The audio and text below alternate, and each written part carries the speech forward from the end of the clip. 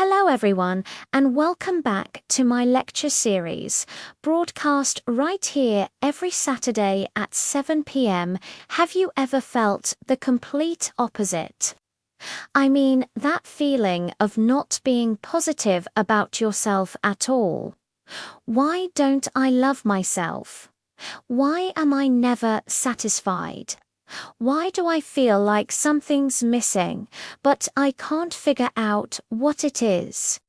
And let me tell you, this feeling has nothing to do with your position or your level of success. So, does this dissatisfaction with yourself happen often? For many people, it's quite serious. I'm bringing this up because I encountered a case just a few days ago. Some friends of mine, on the surface, seem to have it all. They look perfectly fine, but when you get them to open up, when they start talking and really trust you, oh, the stories that come out, it creates this very human atmosphere, and in that space you realize, my friend is dealing with this, and another is dealing with that. Ultimately, I see that they're not satisfied with themselves. After a lot of research, observation, and conversations, I believe I found a significant cause. Of course, this problem has many sources, but there's one major one that seems to be closely tied to the life you're living. One common trait I see in people who are unhappy with themselves is that they lack a sense of proactive skills. Sounds strange, right? What does it mean to use myself proactively, especially when these people are hardworking and constantly busy? It's not about being lazy. For those who've been following me, this will be easy to grasp because I'll use myself as the example. I personally dislike reading from a script. I love to just talk and lead the conversation. Every video, every audio I create, I just sit down and talk. Even now, when I listen to interviews or podcasts, I prefer hearing people talk naturally rather than reading. That's why I love audiobooks read by the author. So why do I like to just sit and talk? It would be much easier to rely on a piece of paper or a file, something to lean on. But I noticed, at least in my experience, that relying on myself actively works wonders. And because of that, every single minute I spend recording, I feel genuinely happy. The information has a backbone, of course, but the delivery is exclusive to that moment. If I were to record this again, it would come out as a different version, never exactly the same. That leaves room for excitement, for creativity, for using myself in the moment without relying on anything else. Whatever I can rely on myself for, I do miss has a special effect. I don't lose my passion, and I don't fall into a rut. The habit never gets old or broken. That's why I feel happy and satisfied with myself. Now, I have nothing against people who read from scripts. What works for me isn't a rule for everyone, and I hope you understand that. I'm just sharing what makes me feel happier. For example, if I knew I had to come in and read a prepared script every week, even with different content, the basic action of holding up a paper and reading would be the same. Week after week, it would feel very similar. That activity of reading from a script is an old one based on a tool, not on me. One day, holding that paper, I wouldn't feel excited or happy anymore. This highlights something crucial. If you use yourself too little and rely too much on external tools, things might be easy at first. You lose that fire, or if you have it, I'm not sure how strong it would be. At least it's burning. But I sometimes imagine having to hold a paper to read for my show, and I'm afraid my fire wouldn't be as bright as it is when I just talk. As I speak, I have to think and pull from everything I have. And I love it.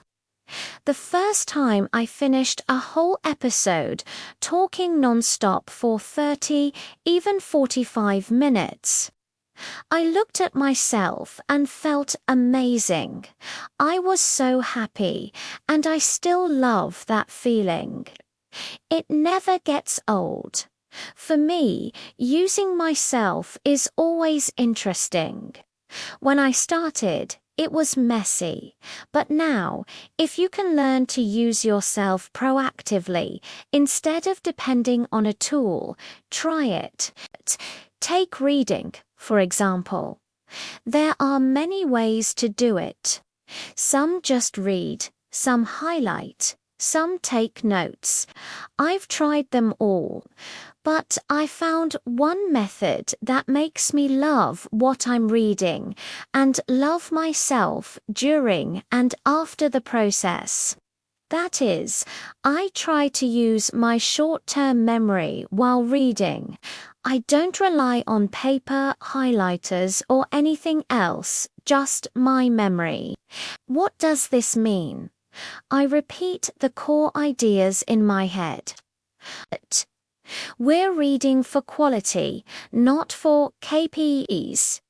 I'm always trying to think, what am I reading? After I finish a section, I'll cover the page and ask myself, what did I just read? At first, you might struggle to remember, but if you keep doing this, your brain starts making connections. Wonderful thoughts will start running, and you'll find yourself thinking faster and improving your memory. The more you do this, the more the book truly enters your mind. It becomes smooth and easy. You start to feel what a true reader feels when the words just flow and absorb. Imagine that feeling knowing you're reading and truly understanding. I'm bored, or this book is too thick. Wherever you read, you absorb and feel it, and it's always fresh. I understand this method might be a bit hard and slow at first. But believe me, try to use your own initiative. Try to see if you can handle it without tools. Rely on yourself. That's one of the ways to make things feel new every time. And when it's always fresh, how can you be bored? You'll love it. Does reading a book feel like a huge challenge? Many people find it incredibly difficult to finish one. So, what do? Your head isn't doing much work. You're just receiving information, not processing it. When you actively put yourself into the process, your brain has to work to process the information. It's like loading files into a computer without ever opening them. That's why so many people don't enjoy reading and even give up on it. There's nothing else that's as dense, beautiful, and cheap as a book. A 500-page book would translate into a dozen movie episodes. A 45-minute film might only cover a few pages. Not to mention, some topics, like health, are much easier to grasp thoroughly from a book than from a documentary. The book is the most convenient way to learn. Why does processing make it so enjoyable? Think of it like a delicious meal. The enjoyment comes from the moment you chew it. Imagine a piece of steak. The flavor is released when you chew and your tongue interacts with it. Now, what if I told you to just swallow it whole? It wouldn't be delicious, would it? Learning is similar. Your head needs to do some processing work to really feel and enjoy the activity.